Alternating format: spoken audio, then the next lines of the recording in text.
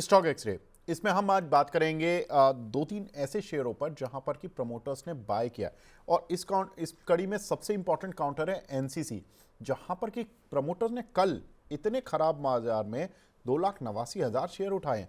और मैराथन नेक्स्टजन यहाँ पर करीब 23,000 और वेस्ट लाइफ फूड यहाँ पर 34,000 शेयर प्रमोटर्स ने उठाए हैं। हालांकि ये दोनों जो काउंटर है, मैराथन नेक्स्टजन और वेस्ट लाइफ फूड, इसमें तो कल ही हमें देखने के लिए मिला है। लेकिन एनसीसी में मैं देख रहा था कि फरवरी में भी प्रमोटर लगातार बाइंग कर रहे थे। शरद सर, जरा एनसीसी का चार्ट उठाकर देखिए सर, क्या लग रहा है सर, यहाँ पर प्रमोटर लगातार खरीदारी करते जा रहे। और हालांकि काउंटर में उतनी स्ट्रेंथ नहीं आ पाई जिस हिसाब से प्रमोटर बाय कर रहे हैं। या तो ये कह लीजिए कि चूंकि मार्केट में इतना बड़ा सेल ऑफ है तो इसलिए शायद प्रमोटर की बाइंग दिख नहीं पा रही है, लेकिन काउंटर चल भी नहीं पा रहा और प्रमोटर बाय करते जा रहे हैं।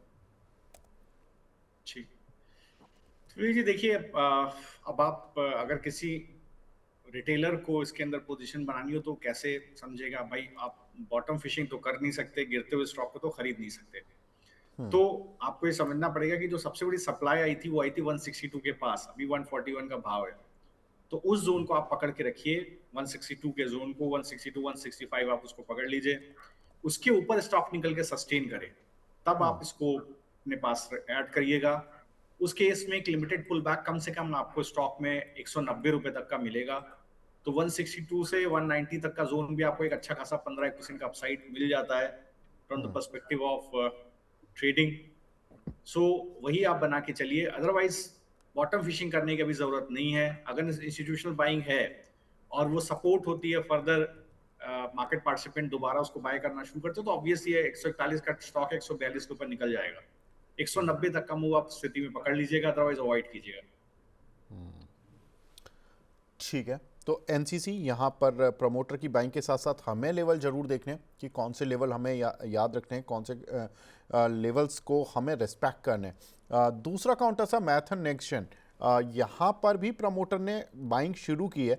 अब ये देखना जरूरी होगा कि ये आगे भी इनकी बाइंग रहती है या नहीं रहती है, लेकिन कहीं ना कहीं बाइंग तो आई है सर। 411 रुपये शेयर चल रहा है। हालांकि आज थोड़ा सा प्रेशर में है, आज चूंकि स्मॉल कैप शेयरों में मैं थोड़ी सी सेलिंग ही देख रहा हूं सर। लेकिन अगर इस काउंटर की मैं बुक वैल्यू उठाकर देखूं, 326 रुपये है और पी मल्टीपल अब 13 पर आ गया है। और ये कंपनी अगर आप देखोगे तो कंस्ट्रक्शन डेवलपमेंट, ये जितनी भी कंस्ट्रक्शन वाली कंपनियां हैं, मेटल वाली कंपनियां हैं, इनमें प्रमोटर काफ़ी बाय कर रहे हैं सर। इस काउंटर पर आपकी राय सर? जी, तो देखिए जी, बिल्कुल आप सही कह रहे हैं। अगर आप स्टॉक को देखेंगे तो टेक्सचर बिल्कुल नेगेटिव नहीं है स्टॉक का अभी भी। अगर आप लंबे चार्ट्स पे देखें, मैं प्योर टेक्निकल एनालिसिस पर्सपेक्टिव से बात कर रहा हूँ, तो हायर हाई हायर लोज अभी भी बन रहे हैं। बेस है स्टॉक का डिसेंट नीचे की तरफ, 335 और 355 इस जोन पर, इस यहाँ पर एक अच्छा बेस है। अभी 415 का भाव है।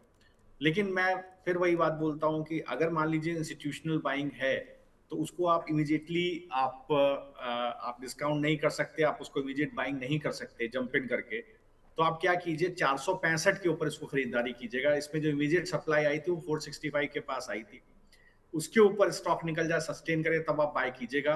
आपको एक 560 तक का मूव मिल जाएगा। तो 465 से 560 एक डिसेंट करीब एक 21% का मूव है, वो आप ले लीजिएगा इसके अंदर। और ध्यान रखिएगा उसके ऊपर निकल जाए तो जरूर आपका स्टॉक में स्ट्रेंथ रहेगी।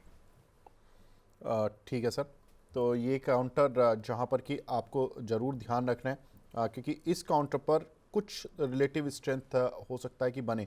सर वेस्ट लाइफ फूड, अब देखिए होता क्या है ना सर कि इस समय पर चूंकि जब मार्केट इस तरह का रहता है कि कोई भी लोगों को पता ही नहीं होता कि कहाँ जाना है मार्केट, कौन से शेयर चल रहे हैं कौन से नहीं चल रहे हैं, तो थोड़ा सा प्रमोटर ऐसे शेयरों को अपने फंडामेंटल पर ज़रूर उतार लेते हैं जहाँ पर कि थोड़ा सा कि हाउस होल्ड कंजम्पशन से जुड़े हुए शेयर होते हैं।